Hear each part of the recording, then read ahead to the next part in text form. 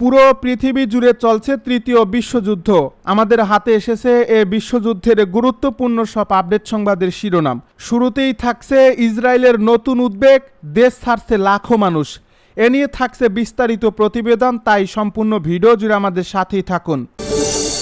এবারে জানিয়ে দিব যুদ্ধের ইতি টানতে আলোচনায় অগ্রগতি হয়েছে বলছে কাতার।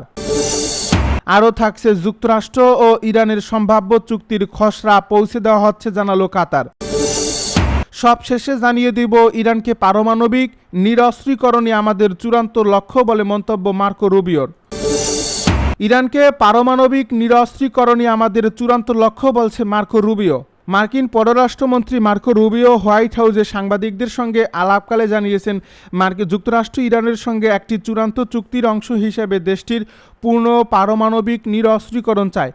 তিনি পুনর্ব্যক্ত করেছেন যে হরমুজ প্রণালী বর্তমানে উন্মুক্ত রয়েছে এবং জাহাজগুলো এর ভেতর দিয়ে চলাচল অব্যাহত রেখেছে, তবে ওয়াশিংটন এমন একটি চুক্তি নিয়ে কাজ করছে যার মাধ্যমে আরও বেশি সংখ্যক জাহাজ নিরাপদে এই জলপথ অতিক্রম করতে পারবে। মার্কিন পররাষ্ট্রমন্ত্রী বলেন, স্বল্প মেয়াদে আরও বেশি জাহাজ কিভাবে নিরাপদে ওই পথ দিয়ে যাতায়াত করতে পারে সে বিষয়ে ইরান ও ওমানের সাথে বর্তমান আলোচনা ও দর কষাকষিতে যুক্তরাষ্ট্র জড়িত রয়েছে, যা পরবর্তীতে ইরানের পারমাণবিক নিরস্ত্রীকরণ সম্পর্কিত দীর্ঘমেয়াদী আলোচনার দিকে এগিয়ে নেবে। তিনি আরও স্পষ্ট করে উল্লেখ করেন, ইরানের পারমাণবিক নিরস্ত্রীকরণই হচ্ছে তাদের কাঙ্ক্ষিত সেই চূড়ান্ত চুক্তি। যুক্তরাষ্ট্র ও ইরানের সম্ভাব্য চুক্তির খসড়া পৌঁছে দেওয়া হচ্ছে জানালো কাতার। যুক্তরাষ্ট্র ও ইরানের মধ্যকার সাম্প্রতিক দ্বন্দ্বে কূটনৈতিক সমাধানের প্রচেষ্টা বেশ অগ্রগতি লাভ করছে বলে জানিয়েছে মধ্যপ্রাচ্যের মধ্যস্থতাকারী দেশ কাতার। মঙ্গলবার দেশটির পররাষ্ট্র মন্ত্রণালয়ের মুখপাত্র মাজেদ আল আনসারি জানান, দুই দেশের মধ্যে একটি সম্ভাব্য চুক্তির খসড়া প্রস্তুত করা হয়েছে এবং তা ইতিমধ্যে সংশ্লিষ্ট পক্ষগুলোর মধ্যে আদান প্রদান করা হচ্ছে। ওয়াশিংটন ও তেহরানের পক্ষ থেকে আলোচনা চলছে কিনা এ নিয়ে পরস্পর বিরোধী বক্তব্যের বিষয়ে জানতে চাইলে তিনি বলেন, সব পক্ষকেই নিয়েই কূটনৈতিক সমাধানের চেষ্টা চালিয়ে যাওয়া হচ্ছে। আঞ্চলিক শান্তি প্রতিষ্ঠার লক্ষ্যে কাতার ওমান সরকারের সঙ্গে খুব ঘনিষ্ঠভাবে কাজ করছে। ধারণাপত্র ও চুক্তির খসড়া আদান প্রদানের মাধ্যমে হিসেবে ওমানকে ব্যবহার করা হচ্ছে। আল আনসারি আরও জানান, মধ্যস্থতাকারীদের এখনকার প্রধান লক্ষ্য হল একটি স্বল্পমেয়াদী সমাধান বের করা। এর মাধ্যমে যুক্তরাষ্ট্র ও ইরানকে আবার সরাসরি আলোচনার টেবিলে ফিরে আনা সম্ভব হবে। বর্তমানে দুই দেশের মধ্যে কোনো সরাসরি বৈঠকের তারিখ নির্ধারিত নেই, তবে খুব শীঘ্রই এ বিষয়ে আলোচনা শুরু হবে বলে আশা করছে দোহা। মধ্যস্থতাকারীরা মনে করছেন, আলোচনা আবার শুরু করতে পারলে তা এই অঞ্চলের দীর্ঘমেয়াদী শান্তির জন্য বড় কোনো চুক্তির পথ তৈরি করতে পারে। যুদ্ধের ইতি টানতে আলোচনায় অগ্রগতি হয়েছে বলছে কাতার।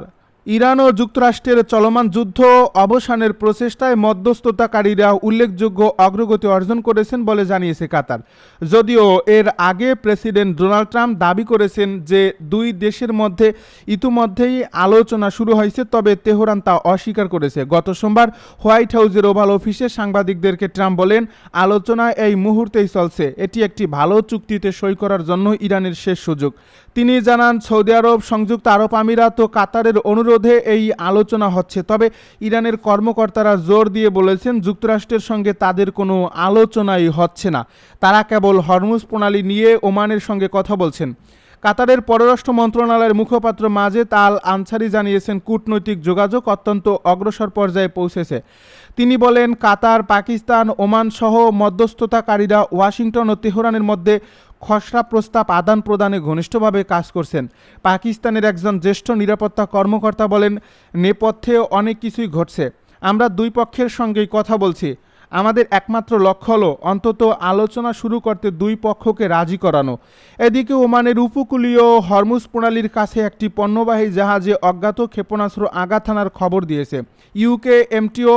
জাহাজটির নাবিকদের সেটি ছেড়ে চলে যেতে হয়েছে এবং একজন নাবিক নিখোঁজ রয়েছেন। ইরান দীর্ঘদিন ধরে দাবি করে আসছে হরমুজ প্রণালীর নিয়ন্ত্রণ ওমানের সঙ্গে ভাগাভাগি করতে হবে, তবে গত সপ্তাহে ওমানের একটি প্রস্তাব তারা প্রত্যাখ্যান করছে। ইরানের একটি সূত্র জানিয়েছে, তারা প্রণালীর ভেতরে আসা জাহাজগুলোর উপর পূর্ণ নিয়ন্ত্রণ চায়। ইসরায়েলের নতুন উদ্বেগ, দেশ ছাড়ছে লাখো মানুষ। রাজনৈতিক অস্থিরতা, অর্থনৈতিক সংকট এবং দীর্ঘস্থায়ী সামরিক সংঘাতের কারণে ইসরায়েল থেকে নাগরিকদের দেশ ছাড়ার প্রবণতা বেড়েছে। 2025 সাল পর্যন্ত রেকর্ড সংখ্যক ইসরায়েলি নাগরিক দেশ ছেড়েছে বলে তেল আবিব বিশ্ববিদ্যালয়ের গবেষকদের এক প্রতিবেদন উঠে এসেছে। এই প্রতিবেদন অনুযায়ী 2023 থেকে 2025 সালের মধ্যে 2,68,509 জন ইসরায়েলি নাগরিক অন্তত 3 মাসের জন্য দেশ ছেড়েছে। 2023 সালের শুরু হওয়ায় এই প্রবণতা 2024 সালের সর্বোচ্চ পর্যায়ে পৌঁছায়। ইসরায়েলের প্রভাবশালী দৈনিক ইহুদি ও তাহরনোত তেল আবিব বিশ্ববিদ্যালয়ের গবেষণার বরাত দিয়ে তথ্য জানিয়েছে। এই গবেষণায় বলা হয়েছে 2023 সালে অন্তত 3 মাস বা তার বেশি সময়ের জন্য ইসরায়েল ছেড়েছেন 86,509 জন। 2024 সালে এই সংখ্যা বেড়ে দাঁড়ায় 91,499 জন। 2025 সালে দেশ ছেড়েছে আরও 90,922 জন। গবেষকদের হিসাব অনুযায়ী 2023 থেকে 2025 এই 3 বছরের দীর্ঘ সময়ের জন্য ইসরায়েল ছেড়েছে প্রায় 2,69,000 মানুষ। অর্থাৎ প্রতি বছর গড়ে প্রায় 90,000 মানুষ দেশ ছেড়েছে। তবে 2010 থেকে 2019 সাল পর্যন্ত ইসরায়েল ছাড়ার বার্ষিক গড় ছিল প্রায় 60,000। 2013 থেকে 2015 সালের মধ্যে মোট 1,83,219 জন দেশ ছেড়েছিল। সাম্প্রতিক 3 বছরের তুলনায় সেই সংখ্যাও কম। ইহুদি ও তাহরনোতের আগের এক প্রতিবেদনে বলা হয়েছে, সাম্প্রতিক সময়ে চিকিৎসক, পিএইচডিধারী, প্রকৌশলী, বিশ্ববিদ্যালয়ের শিক্ষক এবং উচ্চ আয়ের পেশাজীবীদের ইসরায়েল ছাড়ার হার উল্লেখযোগ্যভাবে বেড়েছে। এই পত্রিকাটি আরও বলছে, ইসরায়েলের অর্থনীতি বড় অংশে উচ্চ দক্ষতা সম্পন্ন মানব সম্পদের উপর নির্ভরশীল। বিশেষ করে উচ্চ প্রযুক্তি খাত ও জ্ঞান ভিত্তিক শিল্পে দক্ষ কর্মীদের ভূমিকা গুরুত্বপূর্ণ। এর ফলে দক্ষ জনশক্তির দেশত্যাগ দীর্ঘমেয়াদে ইসরায়েলের অর্থনীতির জন্য বড় চ্যালেঞ্জ তৈরি করতে পারে। ইরান যুদ্ধ, শীঘ্রই হরমুজ প্রণালী নিয়ে চুক্তির আশা। বিশ্বজুড়ে তীব্র উদ্বেগ ও জ্বালানি সংকটের মধ্যে কূটনৈতিক আশার আলো দেখা যাচ্ছে।